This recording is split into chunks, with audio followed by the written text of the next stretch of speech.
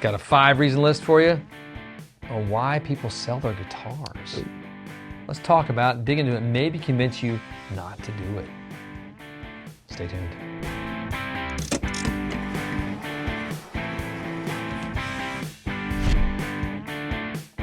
It's me, Baxter. And me, Jonathan. Here at Casino Guitars, talking about guitar things, as we always do. Thingies. How you been, Johnny? Pretty good. Your hair looks great. Thank you. You're welcome.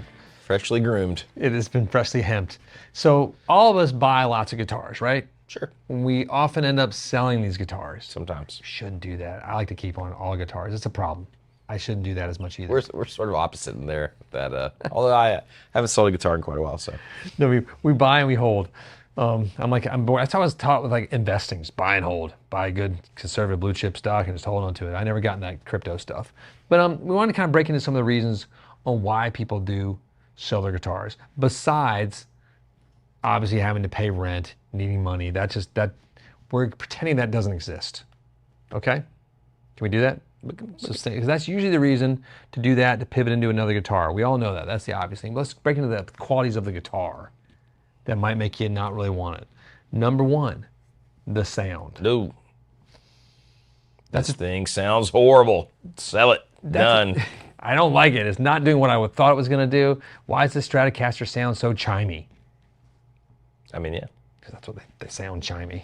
They do. So the sound is a thing. Like, obviously, in the day and age we live in, you don't often play the guitar before you buy it. Well, yeah, I think it's rarer, right? It's rarer. I'd say that's it's much higher numbers than half. I mean, I think we're close to like 70% to 80% to 90% in some cases. You will never play this instrument before you own it and have it in your possession.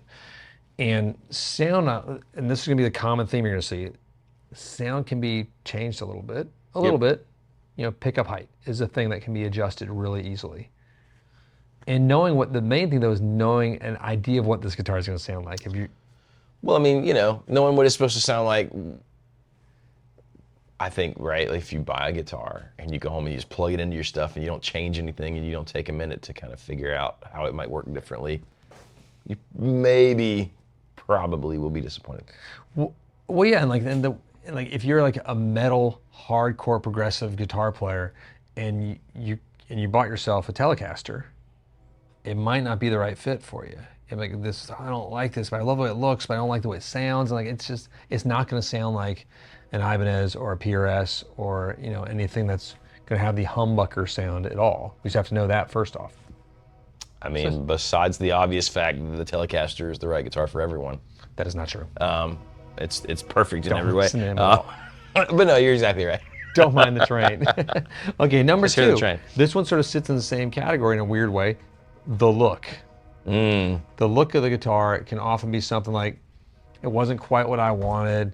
The color wasn't quite exactly what I wanted. It's not fit with the band I'm playing with right now.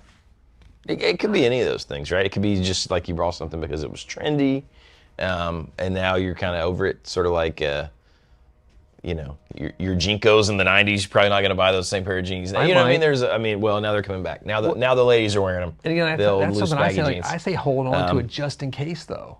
Just because you might want that again, because it is like, mom jeans weren't a thing for, I don't know, forever until it became a thing 10 years ago. And then you have... Keep your mom jean guitars. I mean, it's awesome, especially or your pointy guitars. Pleated. No, pointy guitar, I think that's a great market. Some of those like rare sort of 80s hair metal guitars, get in there. It's like some of that stuff's come back around. It's undervalued, a lot of it. So it's getting out there. But now let's get into some of the trickier stuff. Number 3. The way it plays. I mean, there's definitely been times in my life where I sold things that really just needed maintenance that I didn't understand because I was a new guitar player. I had a Tele that was pretty nice early on. Well, I mean, relatively. I know. But nice for what we are. I got rid of it because the frets were wearing, and I just didn't, in my young, dumb mind, I didn't think, I should take this and have the, polished and stuff. I traded it for another dumb. Well, I think that's a great point, but also just like let's say, I'm speaking from personal experience. Let's say you buy a guitar with a 12-inch radius on a Stratocaster, and Right. and you just don't like the way it feels. You can't get used to it. Oh, you can. Yes, you can. That's in your head. It's in your head. It's totally in your head. Like I did this. I bought a guitar from Sweetwater. It was one of those 69 type Strats. It was like Sonic Blue, I believe, 12-inch radius with 69 pickups in it, like custom shop pickups. I think way back when it was cheap, and I returned it stupidly. I wish I would have kept it. I was getting ready to go on a tour with someone, so I wanted a guitar that was going to be right for that. I needed a Strat that was not the Strat I had because I had lace sensors in mine, and that's One does. I should have kept that guitar. It was just dumb because you get used to these things, and then you realize, oh, I do like a 12-inch radius on a Strat style guitar. Like now, I think it's cool. I like a 7 1/4-inch radius on a Strat style guitar too. I mean, they're all good. They're all just different, right? It's different. I don't. If you have the luxury of having more than one guitar. Now, number 4. 15 Strats. This I know 4 is important. This one's one that we were talking about with some of the guitar brands that we absolutely love, but there can be a caveat. Number 4, you're afraid to play it. Oh. And there's certain guitars that are so pretty, so well put together, like I don't want to scratch it up. I definitely have been around guys or known guys who got their dream guitar, and then it just sat in the case. There was like this overwhelming, crippling anxiety or fear of like a scratch or any little thing. Man, if it's your guitar, play it. I mean, I'm guilty of this as well. Like I have a Collings acoustic that it lives in its case. Yeah. I do play it, but I don't play as much as I would if it was out. Right. But God, it's a gorgeous guitar. It's like an OM42 style from years ago. This is a really expensive guitar now. It was expensive then. It was probably a $6,000-$7,000 guitar when I got it, and now it's it's not quite double that, but it's close. And it's just gorgeous, but it still smells new, which I love. I do love that. I open the case. It's got the glue. You've had it for how long? I mean, pretty good. Longer than I've been. Yeah. God, like longer than I've been married. I think. Man. It's almost coming up on like a 20-year guitar. Okay, that's cool. Close. It's like I've been married, 16 years or, so maybe like it's 18. Who knows? I'll have to look at it. I have the newspapers that are in the headstock area to protect it that are from the year I bought it. So, and I can always look, and I can look at the serial number, obviously, but that's not as fun. Because it should be fun. But, PRS suffers from this as well because like they're the most gorgeous sort of new production guitars. Because when you're holding it, you're like, When I hold a private stock, I'm almost white gloving it. Right. Because like one ding on a private stock, sometimes, and like those are some of the prettiest, greatest guitars made on earth, but I'm scared to play them sometimes. Yeah, we're not talking about coming in and like playing all the ones in a shop. Like, yes, do be careful then. But once it's your guitar and you're gonna play, play it, man. No, we're even careful when we demo the guitars though, because these are beautiful. We take out. There's certain ones we do have cotton gloves. It's super lame. Play it. Like, It is lame. I feel like what's that cartoon character that has like the white hands? Not Michael Jackson, but the cartoon. Was it Mickey Mouse back in the old days? Yeah, he does have a little white. Sort of like gloves. upsetting, controversial Mickey Mouse from the 30s or 20s or whatever it was. Which is public domain now. There's memes coming out. Ah, good. That's true. Number 5 is the final one, and because we're doing a five-man list here, but this is one I think this is one that you sort of and Sean were laughing about. I call it FOMO, leading into boredom, fear of missing out on the newest guitar, and you're just bored with it. I think you do get bored, and sometimes your brain just says, well, only if you had, even though you got all these nice guitars, if you only had X, you'd be playing happy all and the time. fulfilled, and it'd be amazing.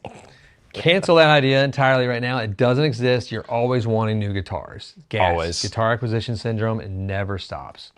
I mean, think about how many times you bought a guitar, and then like literally that night, you're like looking, now I need this to go with it, or I need this guitar. And I mean, half the fun is waiting on getting that new guitar. I think it's fun. I like the wait. I like looking. I love the buying. I love the first, I love playing all the ones I have. But my thing is like, if you're bored with it and like you just truly hate it, let it go. But like, you might have the Strat that you've been playing for a bit, and then you put it down and you're playing Les Pauls only, or PRSs, or some humbucker, and those things are, this is the greatest sound, and you go back to Strat, I don't like it anymore. And you go back to your Gibson, it's great, then you go back to Strat later, and you love it. That's true. And you love it, because it's totally different. If it's a great guitar that you have loved and have enjoyed, Yeah, maybe hold off. Maybe go to that mentality of like building your little herd as opposed to constantly swapping. I cultivate my herd of cow aliens that will one day populate another planet, have like massive little houses where they all live next to each other and they eat grass. Or be mutilated by aliens. No, they're gonna have space defensive systems. Okay, all right. The Iron Curtain for cows. And God, I just went blank on my just Jack Campbell, The Lost Fleet. There's a race of aliens in that's cow based. That's what I was thinking about. I think when I started saying that, it's a hard book to find. I don't think it's on production anymore. The Lost Fleet. Dauntless is the first book. I've read all of them 3 or 4 times. I think it's upsetting. My wife even got me the books bought and signed from the author, and he's like, "Well, that's awesome. Your husband's really weird." No one's ever read these. Crazy. No, they're good. They're good popping. Really Why not? realistic space combat, which I like. I'm a nerd. Why though. not? I need therapy, and this is why we can talk about things like this hours on end, because we don't get to see women naked, and we love guitars. And I just bought a video game over the weekend too, Warhammer 40K. Well, there you go. Space Marine 2. I haven't played it yet because it just came out today. I did the pre-order over the weekend. Did you know video games are now $70? I did. I didn't know I thought they were still $60. Nope. It's $69.99. Yep. And this isn't the gold one or anything. This is just the basic regular poor old- man's video game. I don't even get a disc. Is this your first foray into Warhammer? I love the lore. I read I all knew about you'd been getting it. into the lore, but I didn't know if you've actually done it No, before. I've never played. This game's supposed to be great. It's like the last one was over a decade ago, Space Marine 1. And I love, the reviews are in pretty strong. And I don't always trust reviews because I love IGN, but IGN gave 7 to Star Wars Outlaws, and that game looks like trash on fire. So I can't give all thumbs up to IGN. But anyway, for you nerds that know what I'm talking about out there, God help us. That's it. That's all we got. Give us your reasons Warhammer, yeah. on why you've sold your guitar. Again, you can't say because I needed the money for rent. We know that. Yeah, this is in perfect world where, it's in a vacuum. This is all fantasy land. This is fantasy land, yeah. Yeah, I had guys in the shop the other day saying, "Well, I don't really need this." And I said, "Stop." I was like, "There's no need in this entire building. This is all want. Let's begin that right now. This is fun." So let's approach this video that way. Don't forget to click like and subscribe. Hit the bell. We are giving away free things. Road to 100,000. We have another guitar coming up in this next month here, so stay tuned. You just have to click like, subscribe, watch those videos, and comment on the video where the giveaway thing is happening. We give away on our live streams every Wednesday. Sorry, last week we weren't here. We were at PRS. Video coming soon. Every Wednesday at 10 a.m. Eastern Standard Time. That's it. I'm not on the video. This guy, and then the young, silly-looking one that Your clone. takes my place. The young version of me, the better version. Not everyone knew that Sean was your clone, but it's out now. But he can't grow facial hair like No, this. it was a mistake in the process. It was a mistake. It was like Danny DeVito of the Twins. That is him. Thank you again. Don't sell your guitar. Peace be with you.